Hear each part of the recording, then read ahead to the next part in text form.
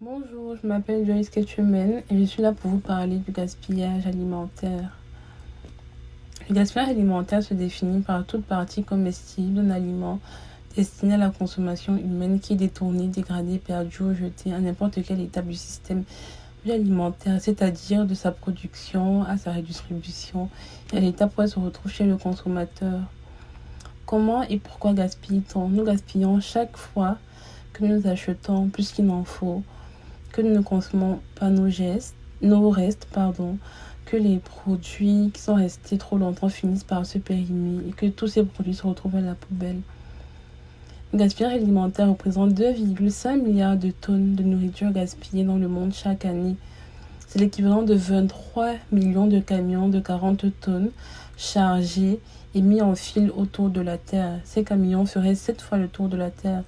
Vous vous rendez compte que ce sont des quantités astronomiques qui sont gaspillées. Selon certaines études, 7 tonnes de nourriture pourraient suffire pour éradiquer totalement la faim dans le monde.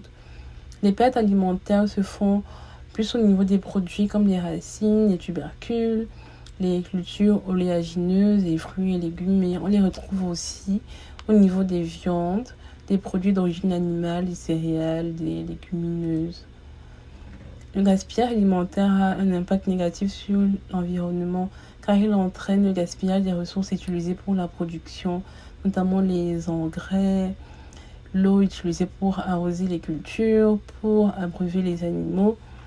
Figurez-vous que pour produire 1 kg de farine, c'est 1000 litres d'eau qui sont utilisés. Le gaspillage alimentaire entraîne également l'émission des gaz à effet de serre par la décomposition des aliments dans la nature qui produisent du CO2.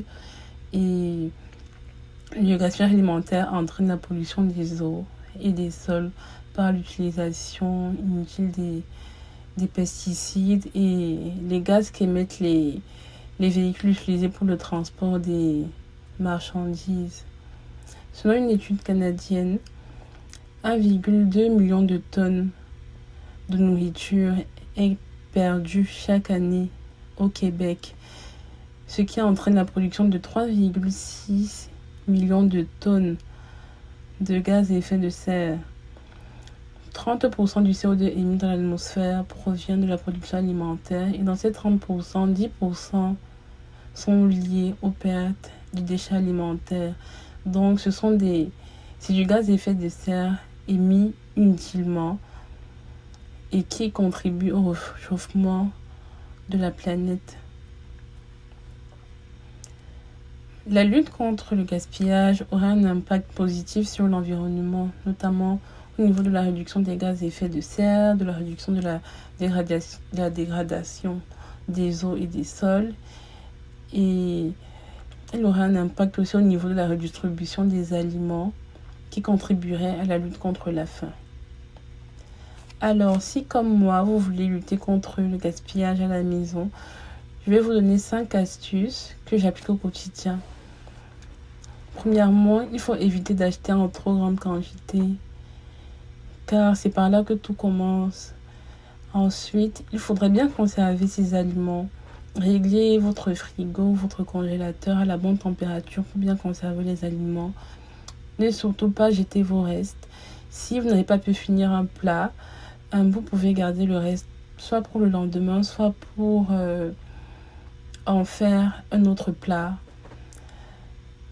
Vous pouvez partager votre trop plein de nourriture. Ici au Québec, il y a des structures qui ont été mises en œuvre pour partager la nourriture, notamment les banques alimentaires. Et dans certains pays, il y a des Togo to Go qui sont des initiatives qui permettent aux commerçants de boulangeries, restaurants, supermarchés de vendre à faible coût les invendus afin de ne pas les jeter à la poubelle. Une chose que je fais aussi, c'est de consommer les produits par priorité, c'est-à-dire si un produit a déjà été ouvert ou si je me rends compte que la date de péremption est proche, je le consomme en priorité. Je vous ai mis quelques recettes anti-gaspillage que j'utilise souvent. J'aime particulièrement le livre d'Estérelle Pavani, La cuisine des beaux restes, car elle a plein de recettes très originales que vous pourrez faire avec pas grand-chose vraiment avec tout ce qui se retrouve dans votre frigo. Merci de m'avoir écouté et j'espère que mon partage vous sera utile. Passez une bonne semaine.